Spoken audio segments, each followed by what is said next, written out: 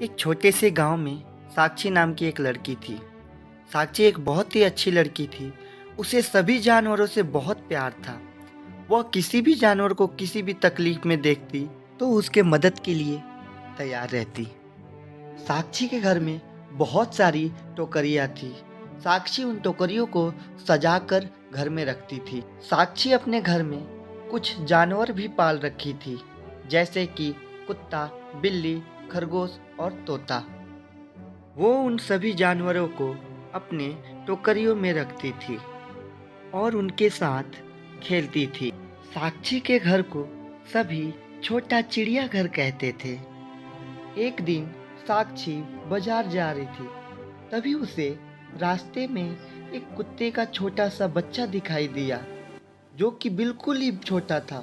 साक्षी जल्दी से जाकर उसे उठा लेती है और कहती है, ये कितना प्यारा है, लेकिन इसकी माँ कहीं दिखाई नहीं दे रही है।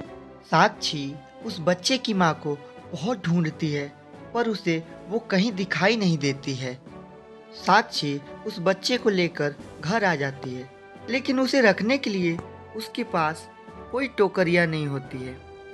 साक्षी टोकरी लेने के लिए बाजार जाती है, परंतु बाजार में भी उसे कोई टोकरी पसंद नहीं आती है। वो उदास होकर वापस अपने घर की ओर आ रही होती है, तभी उसे रास्ते में मंदिर के बाहर एक खूबसूरत टोकरी दिखाई देती। कितना सुंदर टोकरी है, लेकिन इसे ऐसे कौन छोड़ गया? मैं पंडित जी से पूछकर ये टोकरी घर ले जाती हूँ। साक्षी मंदिर के अंदर जाती है और पंडित जी से पूछती है, पंडित जी, क्या मैं ये टोकरी ले जाऊँ? हाँ बिटिया, वैसे भी ये यहाँ पड़ी ही है, पता नहीं कौन छोड़ गया।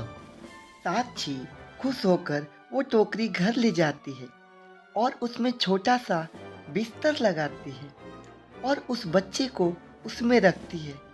जैसे ही वो बच्चे को उस टोकरी में डालती है, वो इंसान की भाषा में बात करने लगता है और बाहर आते ही फिर वैसा हो जाता है। साक्षी चौंक जाती है और सोचती है, ये कैसी टोकरी है? एक काम करती हूँ, किसी और जानवर को इसमें डाल कर देखती हूँ। साक्षी अपनी बिल्ली को उस टोकरी में रखती है। जैसे ही बिल्ली उस टोकरी में जाती है, वह भी इंसान की भाषा में बात करने लगती है। अब साक्षी समझ जाती है कि यह एक जादुई टोकरी है और उस टोकरी को वो संभाल कर रख देती है और उस कुत्ते के बच्चे के लिए दूसरा टोकरी तैयार करती है।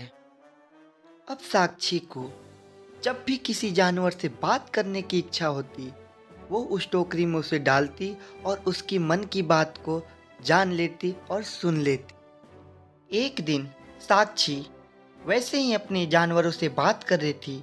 उसे बात करते हुए उसका पड़ोसी चुपके से देख लेता है।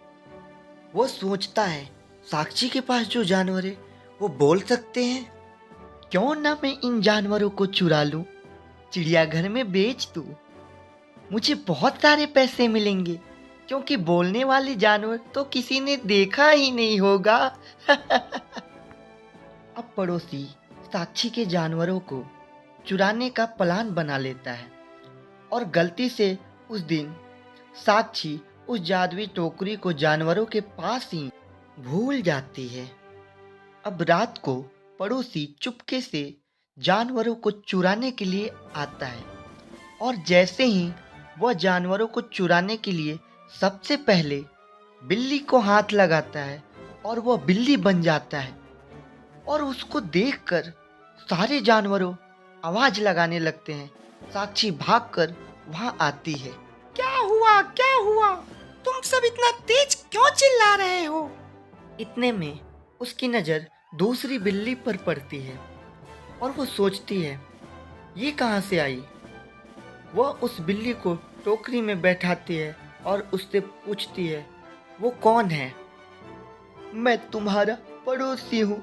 मैं तुम्हारे जानवरों को चुराने के लिए आया था, लेकिन पता ही नहीं कैसे मैं बिल्ली बन गया। इतने में टोकरी में से आवाज आती है, यह सब मैंने किया है। साक्षी उस टोकरी में से बिल्ली को निकालकर उस टोकरी को अंदर ले जाती है और कहती है उस बिल्ली को फिर से इंसान बना दो।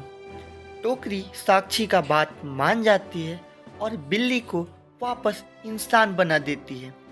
पड़ोसी साक्षी से माफ़ी मांगता है और कहता है, मुझे माफ़ कर दो, अब मैं वापिस ऐसा कभी नहीं सोचूंगा और ये बात मैं किसी को नहीं बताऊंगा। साक्षी उसे जाने देती है और उस टोकरी को वापिस संभाल कर रख देती है। हमें इस कहानी से ये सीख मिलती है कि बुरे काम का बुरा ही नतीजा होता है। बाय बाय दोस्तों, फिर मिलते हैं एक नई कहानी के साथ अगले वीडियो में। धन्यवाद, बाय बाय।